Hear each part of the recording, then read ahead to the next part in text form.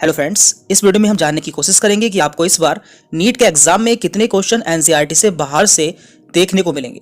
जैसा कि आप सभी जानते हैं, अब से कुछ समय पहले या कुछ साल पहले नीट नहीं होता था, उसके स्थान पर एआईपीएमटी होता था, जिसमें सभी राज्य की केवल 15% सीट ही होती थी और 85% सीट के लिए सभी स्टेट अपना अलग एग्जाम कराते थे और उन सभी के क्वेश्चन पेपर भी यानी कि क्वेश्चन पैटर्न भी अलग अलग होते थे। उसके बाद नीट आया, जिसमें एम्स और जिपमर को छोड़कर सभी कॉलेज में एडमिशन के लिए एक एग्जाम होने लगा, जिसका पैटर्न काफ़ी हद तक एनसीईआरटी के सिमिलर था। लेकिन इस साल से नीट में एम्स और जिपमर को भी ऐड कर दिया गया है। तो आप सोच सकते हैं कि यदि नीट में इतने बड़े एग्जाम को ऐड किया गया है तो पैटर्न का चेंज होना स्वाभाविक है। तो देखिए, अब तक जो आप नीट का एग्जाम देते आए हैं, अगर हम उसमें एनसीईआरटी के क्वेश्चंस का डिस्ट्रीब्यूशन देखें तो आप देखेंगे अब तक आपको बायोलॉजी से 85 से 95% क्वेश्चन एनसीईआरटी से मिलते आए हैं, जबकि केमिस्ट्री में 30 to 40% क्वेश्चंस आपको एनसीईआरटी से मिलते हैं, जबकि फिजिक्स में आपको केवल 5 से 10% क्वेश्चन ही एनसीईआरटी से मिलते हैं। पर इस साल जरूरी नहीं है कि आपको सभी क्वेश्चन एनसीईआरटी से ही मिले, तो हम इसे थोड़ा समझने की कोशिश करते हैं। तो देखिए, नीट में 3 तरह के क्वेश्चन पूछे जाते हैं। Number 1, direct from NCERT lines.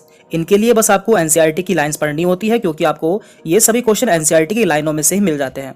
Example के तौर पर आप ये क्वेश्चन देख सकते हैं जो कि एनसीईआरटी की लाइन से ही पूछे गए हैं।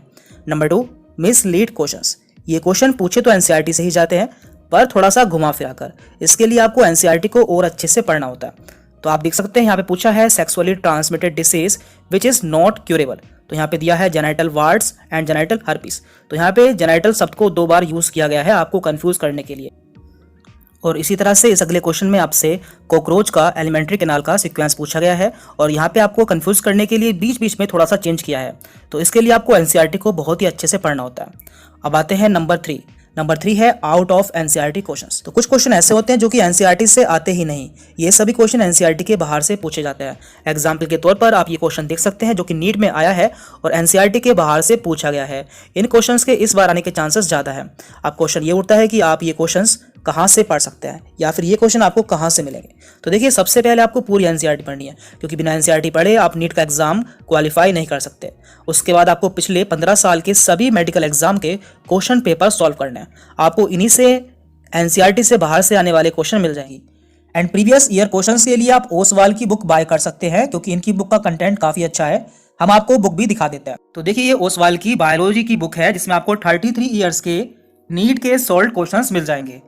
तो इसमें आपको chapter wise and topic wise सभी सॉल्व क्वेश्चंस मिल जाएंगे 1988 से 2020 के। अच्छी बात यह है कि इसमें आपको हर चैप्टर में साथ में माइंड मैप भी दिया हुआ है, तो आपको दिखा देते हैं। तो ये पहला चैप्टर है द लिविंग वर्ल्ड।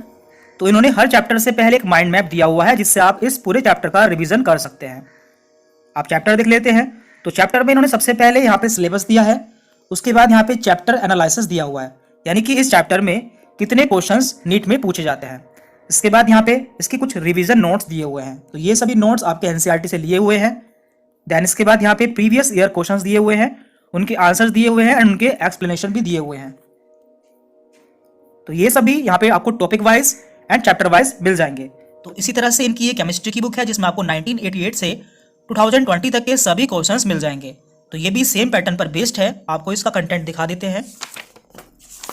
तो सबसे पहले यहाँ पे 19 के पेपर्स दिए हुए हैं। तो देखिए, इसका पहला चैप्टर है some basic concept of chemistry. Chapter से पहले यहाँ पे इन्होंने इसका माइंड मैप दिया हुआ है, आप देख सकते हैं। इसके बाद यहाँ पे चैप्टर स्टार्ट होता है। तो चैप्टर में इन्होंने सबसे पहले यहाँ पे सिलेबस दिया है, चैप्टर एनालिसिस दिया है, रिवीजन नोट्स दिए हुए हैं एंड उसके बाद यहाँ पे दिया है ऑब्जेक्टिव टाइप क्वेश्चंस।